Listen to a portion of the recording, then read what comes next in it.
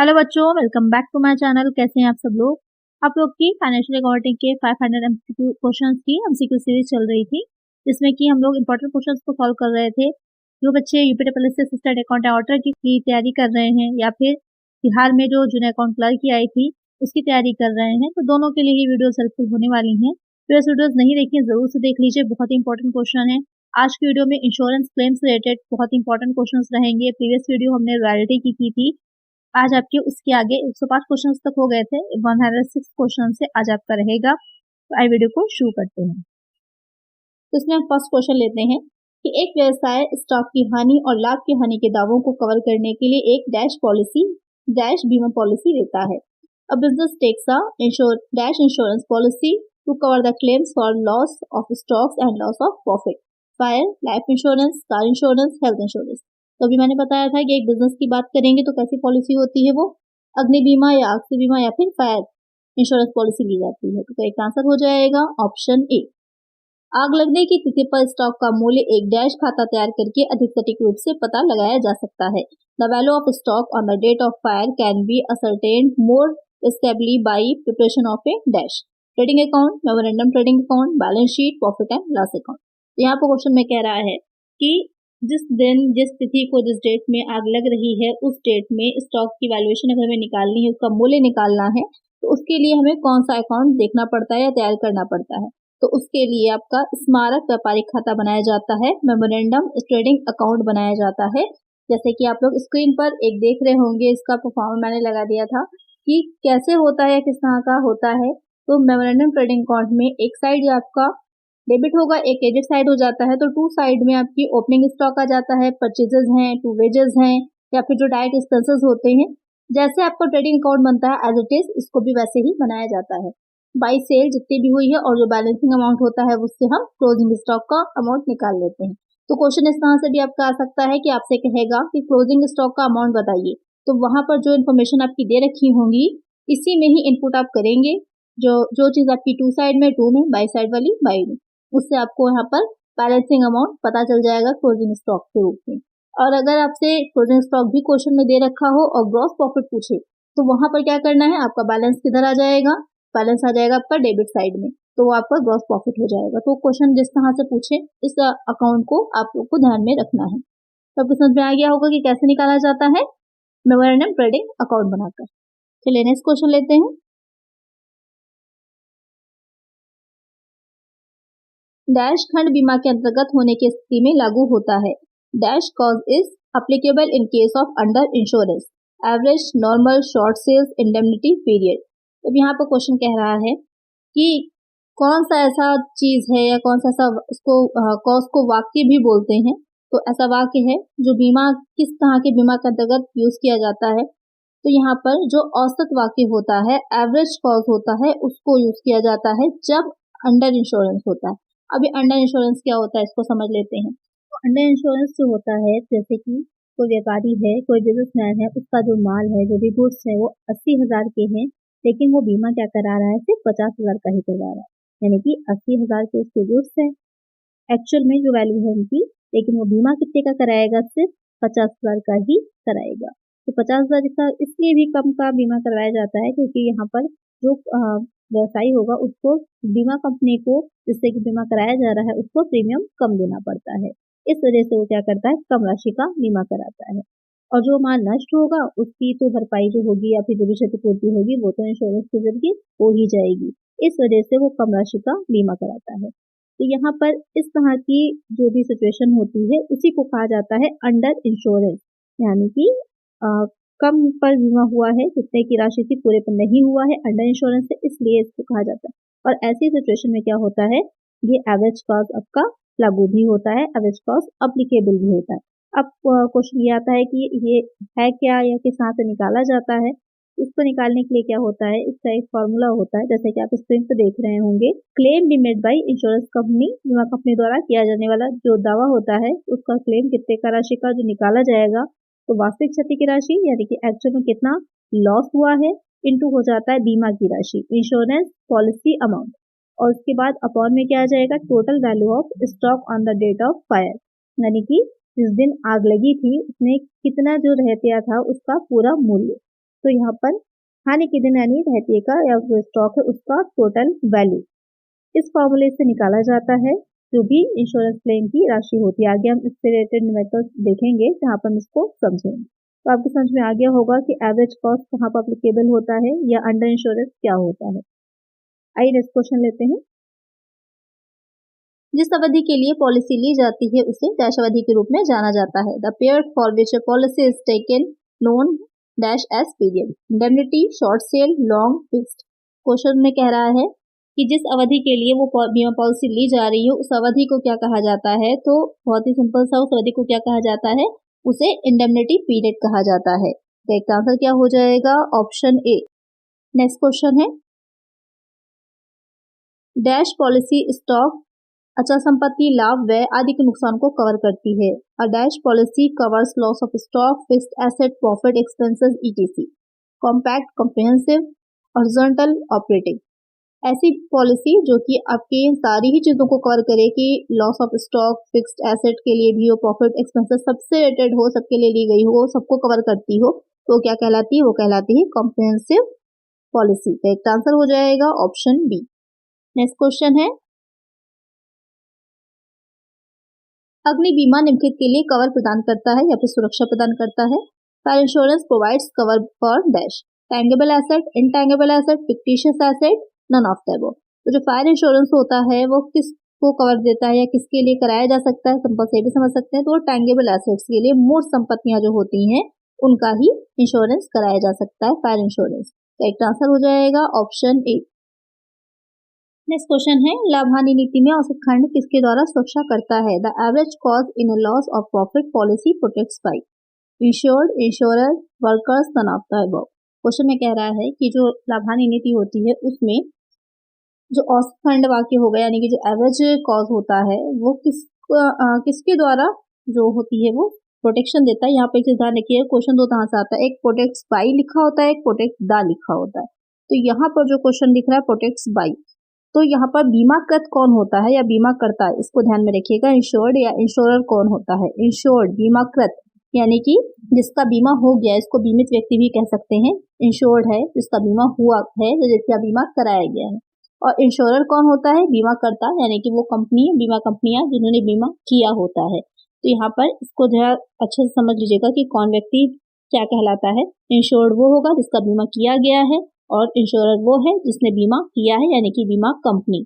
तो यहाँ पर क्या कह रहा है कि औसत खंडवाक किसके द्वारा, तो अभी आपको एवरेज कॉज मैंने समझाया था कि जैसे आप की जो कंपनी होती है या जो भी आपकी ऑर्गेनाइजेशन है, बिजनेस है, तो पूरे माल का या पूरे जो गुड्स होते हैं उसकी वैल्यू का बीमा नहीं कराती हैं, वो कम कराती हैं। क्यों, क्योंकि अगर पूरे का कराएंगी, जैसे कि 80,000 का है, 50,000 का कराती हैं, अगर आपने पूरे 80,000 का कराया तो वहाँ पर प्रीमियम आपको ज्यादा देना पड़ता है, इस वजह से कंपनियां कम का कराती हैं।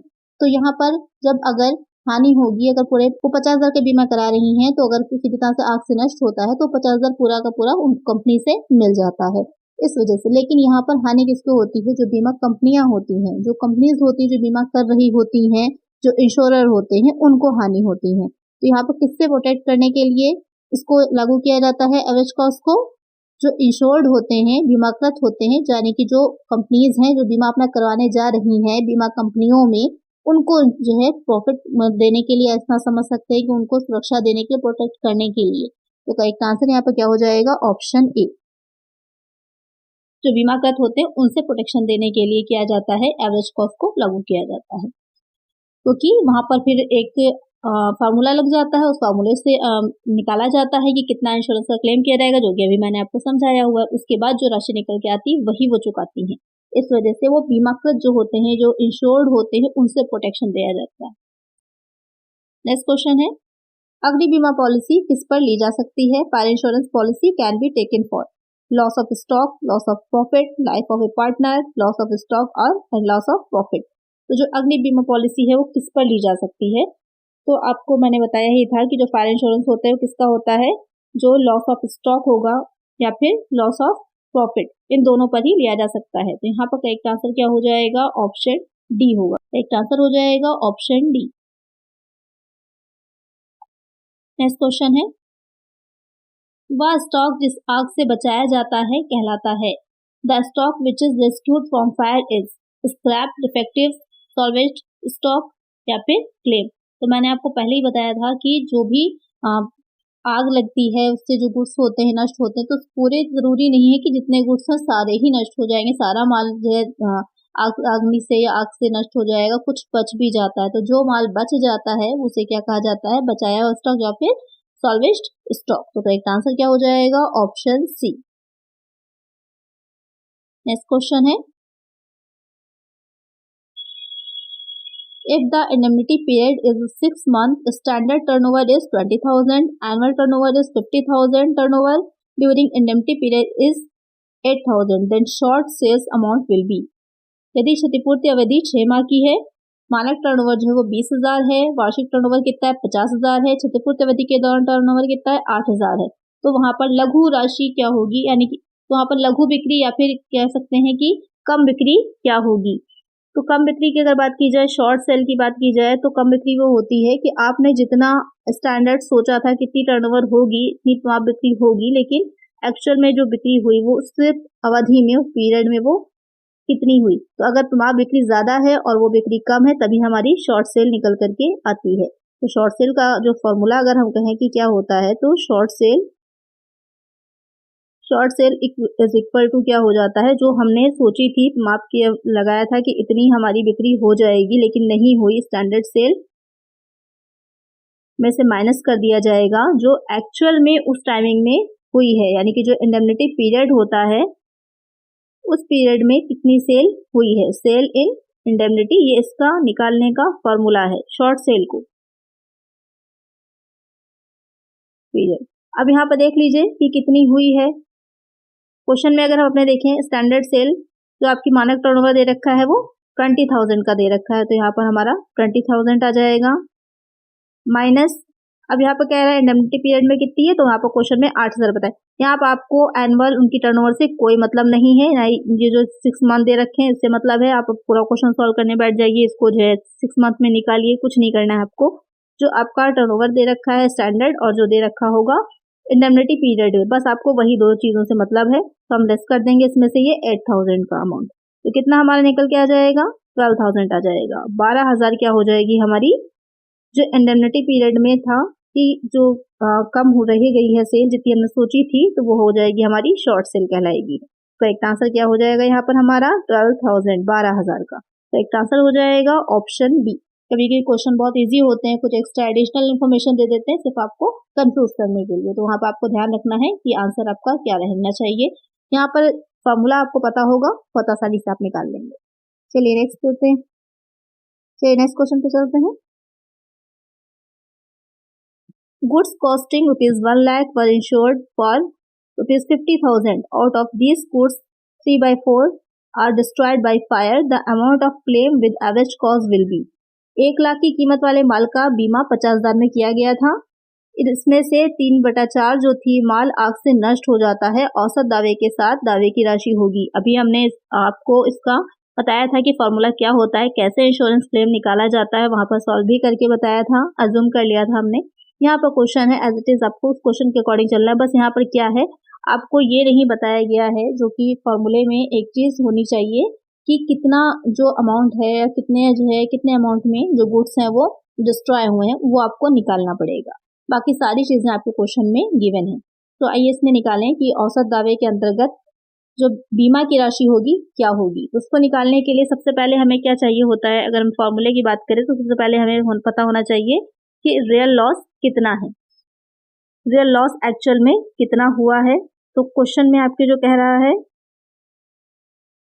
क्वेश्चन में जो आपकी दे रखी है टोटल जो गुड्स हैं उसकी कीमत कितनी दे रखी है, गुड्स कॉस्टिंग 1 लाख की दे रखी थी, तो 1 लाख का हम क्या निकाल लेंगे 3/4 निकाल लेंगे, तो हमको ये पता चल जाएगा कि उस दिन जो लॉस हो गया है हमारा उसकी वैल्यू क्या है। जिसको अगर हम सॉल्व करेंगे, उसको सॉल्व करने पर यहाँ पर आपका 25,000 आ जाएगा, मल्टीप्लाई कर लीजिए 75,000 आ जाएगा। 75,000 हमें पता चल गया कि रियल लॉस हुआ है हमारा। अब हमें दूसरी चीज क्या चाहिए थी, जो हमारे क्वेश्चन में ऑलरेडी गिवन है कि इंश्योरेंस पॉलिसी अमाउंट कितना था, तो क्वेश्चन में हमें बताया हुआ है कि 50,000 का था, और साथ ही total value of stock on the date of fire कितनी थी, तो वो बता दी है हमारे क्वेश्चन में 1 लाख की है। अब बस हमें क्या करना है, फॉर्मूले में एज इट इज अपनी चीजों को इनपुट कर देना है। तो सबसे पहले क्लेम करने के लिए हमारे पास 75,000 का रियल लॉस आ गया, मल्टीप्लाई कर देंगे हम जो हमारी पॉलिसी अमाउंट है कितने का, 50,000 का, अपॉन में आ जाएगा जो हमारे गुड्स की कॉस्टिंग थी कितनी, 1 लाख की। अब बस इसे हमें सॉल्व कर लेना है। इसे सॉल्व करेंगे तो सबसे पहले इस तरह के क्वेश्चन में इसमें बहुत से जीरो हैं, तो सबसे पहले इसी को सॉल्व कर लीजिए। 0 से 0 चले जाएंगे, यहाँ पर ये 0 चला जाएगा, यहाँ पर ये 0 कट हो जाएगा। अब हमारे पास क्या बचेंगे, 2 आपके यहाँ पर 0 आ जाएंगे, मल्टीप्लाई कर लीजिए, 5 आ जाएगा, 7 टाइम्स जाएगा 5 से तो कितना आ जाएगा 35, और 2 कैरी करेंगे तो आ जाएगा 37, 37,500, 37,500 ये हो जाएगी हमारे इंश्योरेंस के क्लेम की राशि। एवरेज कॉस्ट में the amount of claim with average cost will be 37,500। Correct answer हो जाएगा हमारा ऑप्शन ए। तो आपको समझ में आ गया होगा कि कैसे सॉल्व करते हैं या कैसे निकालते हैं इस तरह के क्वेश्चंस को। ये क्वेश्चन बहुत मोस्ट इंपॉर्टेंट क्वेश्चन है, ये एग्जाम में आपसे पूछा जा सकता है, तो इसे अच्छे से समझ लीजिएगा और इसको प्रिपेयर कर लीजिएगा। कोई भी राशि यहाँ पे लिखी हो सकती है, क्वेश्चन ऐसा ही होगा। रियल लॉस डायरेक्ट बता सकता है आपको, तो वहां पर आपको कुछ भी नहीं करना है, बस आपको फॉर्मूला पता होना चाहिए, आप इनपुट कर देंगे। तो यहाँ पर करेक्ट आंसर है ऑप्शन ए। आइए नेक्स्ट क्वेश्चन देखते हैं। अग्नि बीमा दावा किस मूल्य तक सीमित रहेगा? The fire insurance claim will be limited to the dash.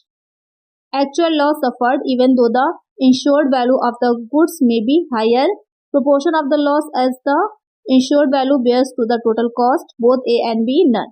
Question में कह रहा है कि जो फायर इंश्योरेंस कराया जाता है तो उसका क्लेम जो होता है कहाँ तक सीमित रहता है या फिर कहाँ तक लिमिटेड रहता है। तो वहां पर जो एक्चुअल में हानि हुई है, चाहे उसकी भले ही बीमा मूल्य की कीमत अधिक हो, तो अगर वहां पर आपका एवरेज कॉस्ट वाला फॉर्मूला नहीं लगा है तो यहाँ पर आपका ये वाला फॉर्मूला लागू हो जाता है। अगर एवरेज कॉस्ट वाला लगा है तो सेकंड नंबर पे जो बी ऑप्शन में कह रहा है कि प्रोपोर्शन में, तो आप अनुपात से निकालते हैं ना इंश्योरेंस क्लेम की राशि, तो वो दोनों ही, ये दोनों ही तरीके से आप क्या है, क्योंकि यहाँ पर क्वेश्चन में आपसे डायरेक्ट नहीं पूछा था कि एवरेज कॉस्ट के अंतर्गत बताना है या उसके बिना बताना है, तो ये दोनों ही आपके करेक्ट हो जाएंगे। करेक्ट आंसर हो जाएगा यहाँ पर आपका option C, both A and B. Next question लेते हैं।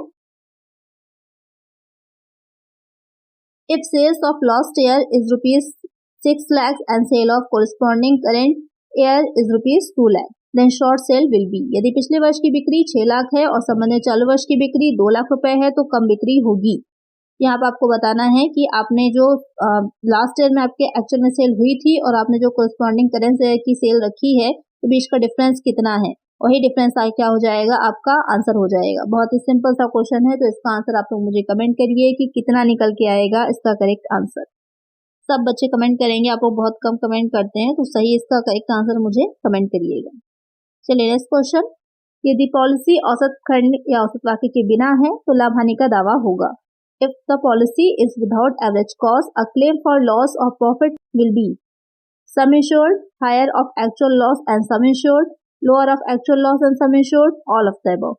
तो क्वेश्चन कह रहा है कि यहाँ पर अगर जो बीमा कराया गया था वहां पर देखिए, यहाँ पर क्वेश्चन साफ साफ आपसे पूछ रहा है कि बिना एवरेज कॉस्ट के कराया गया है, कोई एवरेज कॉस्ट वहां पर नहीं है, तो वहां पर हमारा जो क्लेम करेंगे लॉस ऑफ प्रॉफिट के लिए तो कितना होगा। तो जो बीमा की राशि होती है, जितनी राशि का बीमा कराया गया होता है वही हमारा क्लेम होगा, या फिर जो वास्तविक हानि और बीमा राशि में जो अधिक होगा वो क्लेम है, या फिर वास्तविक हानि और बीमा राशि में से जो कम होगा। तो यहाँ पर एक्चुअल लॉस या फिर जो इंश्योरेंस कराया गया है उस राशि में से जो कम होगा वही क्या होता है, उसी का ही इंश्योरेंस के लिए क्लेम किया जाता है, उसी का दावा किया जाता है। जैसे कि 30,000 का अगर लॉस हुआ है एक्चुअल में और बीमा की राशि 50,000 है तो 30,000 जो 30,000 का होगा, क्योंकि यहाँ पर क्षतिपूर्ति अधिनियम लागू होता है, कंपनसेशन एक्ट जो होगा वो लागू होता है, और उसके अनुसार एक्चुअल में जितनी भी हुई होती है क्षति, जितनी भी लॉस हुआ होता है उसको ही चुकाया जाता है। तो यहाँ पर करेक्ट आंसर क्या हो जाएगा हमारा, ऑप्शन सी होगा, lower of actual loss and sum insurance. इन दोनों में से जो कम होगा उसी को ही दिया जाएगा, उसी का ही इंश्योरेंस के लिए क्लेम किया जा सकता है। तो एक आंसर क्या हो जाएगा, ऑप्शन सी। नेक्स्ट क्वेश्चन लेते हैं। सकल लाभ की गणना इस प्रकार की जा सकती है। Gross profit can be calculated as dash net profit plus insured standing charges, net profit minus insured standing charges, net profit plus standing charges all of the above. तो क्वेश्चन यहाँ पर कह रहा है कि जब ग्रॉस प्रॉफिट को हम निकालेंगे, ग्रॉस प्रॉफिट की गणना करते हैं तो उसका क्या फॉर्मूला रहता है या क्या सूत्र होता है, क्या फॉर्मूला रहता है, कैसे निकाला जाता है। तो आपको ध्यान होगा कि जो ग्रॉस प्रॉफिट हम लोग निकालते हैं उसके बाद हम जो भी स्टैंडिंग चार्जेस होते हैं, जो भी एक्सपेंसेस हुए होते हैं उन सबको लेस कर देते हैं तो निकल के हमारा क्या आ जाता है, नेट प्रॉफिट आ जाता है। तो यहाँ पर हमें नेट प्रॉफिट में कुछ ऐड करना होगा, तो ऐड करने के बाद ही क्या होगी हमारा निकल के आएगा आंसर। तो यहाँ पर ये बी पॉइंट तो हट गया, सीधे सीधे यहाँ पर माइनस दे रखा था। अब यहाँ पर कह रहा है कि क्योंकि बात हो रही है इंश्योरेंस की, तो इंश्योरेंस की जब बात हो रही होगी तो नेट प्रॉफिट में इंश्योर्ड स्टैंडिंग चार्जेस जब हम ऐड करते हैं तो हमारा निकल करके ग्रॉस प्रॉफिट आ जाता है। तो एक आंसर क्या हो जाएगा हमारा, ऑप्शन ए हो जाएगा। नेक्स्ट क्वेश्चन है, if net profit is ₹2 lakh, insured standing charges is ₹1,50,000, sales of the previous year is ₹18 lakh, then gross profit rate will be. शुद्ध लाभ कितना है, 2 लाख का। बीमित स्थायी शुल्क कितना है, 1,60,000 रुपए। पिछले वर्ष की बिक्री कितने की, 18 लाख की। तो आपको बताना है सकल लाभ की दर क्या होगी। तो यहाँ पर ग्रॉस प्रॉफिट रेट आपको बताना है। बहुत ही सिंपल सा क्वेश्चन है। निकालने के लिए क्या करेंगे, जो नेट प्रॉफिट है उसमें हम क्या ऐड कर देंगे, क्योंकि हमें यहाँ पर ग्रॉस प्रॉफिट चाहिए। इसको निकालने के लिए जो इसका फॉर्मूला की अगर हम बात करें तो इसमें सकल लाभ दर निकालने के लिए हमारा क्या फॉर्मूला होता है, जो ग्रॉस प्रॉफिट है हमारा, इसको शॉर्ट में जीपी लिख दें, इंटू 100 हो जाएगा, अपॉन में क्या हो जाता है, सेल्स आ जाती है। तो यहाँ पर सेल्स तो हमारे क्वेश्चन में दे रखी है, ग्रॉस प्रॉफिट नहीं दे रखा। तो ग्रॉस प्रॉफिट निकालने के लिए हमें क्या करना है, हमें ग्रॉस प्रॉफिट निकालना होगा। इसके लिए हम जो नेट प्रॉफिट है उसमें इंश्योर्ड स्टैंडिंग चार्जेस को ऐड कर देंगे।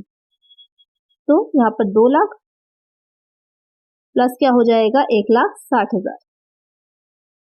तो ये दोनों ऐड हो जाएंगे तो हमारे कितना ग्रॉस प्रॉफिट निकल के आ जाएगा, 3,60,000 का। अब हमें ग्रॉस प्रॉफिट पता चल गया, सेल हमारे क्वेश्चन में दे रखी थी, ग्रॉस प्रॉफिट यहाँ पर हम रख लेंगे और इसको हम सॉल्व कर लेंगे। 3,60,000 इंटू 100 हो जाएगा, अपॉन में आ जाएगा हमारी सेल्स 18 लाख की। अब आप इसको जब सॉल्व करेंगे तो सबसे पहले हम क्या फॉर्मूला था, 0 से 0 हट जाएंगे ये दोनों, यहाँ पर 3 0 जाएंगे, कितना जाएगा, 2 टाइम्स चला जाएगा और एक 0 आ जाएगा, कितना हो जाएगा, 20%। तो एक आंसर क्या हो जाएगा हमारा, ऑप्शन ए। बहुत सिंपल सा था। अभी हमने इसका पहले फॉर्मूला पढ़ा था, इससे पहले एमसीक्यूज में, उसके बाद हमने इसको कैसे प्रैक्टिकल में हम निकालते हैं वो भी देख लिया। तो आई होप आपको अच्छे से समझ में आ गया होगा। जो जो चीजें इंपॉर्टेंट है, जहां जहां से क्वेश्चंस बन सकते हैं, वो मैंने आपको अच्छे से समझा दिए इस चैप्टर से। तो अगर वीडियो अच्छी लगी है, क्वेश्चन समझ में आए हैं, तो जो क्वेश्चन मैंने पूछा है उसका भी आप लोग आंसर दीजिएगा। वीडियो अच्छी लगी है तो लाइक जरूर करिएगा। आप लोग लाइक नहीं करते हैं, लाइक जरूर किया करिए और चैनल को सब्सक्राइब कर लीजिएगा इसी तरह के और वीडियोस के लिए, और फिर साथ वीडियो को शेयर भी कर दीजिएगा। मिलते हैं नेक्स्ट वीडियो में। Thank you.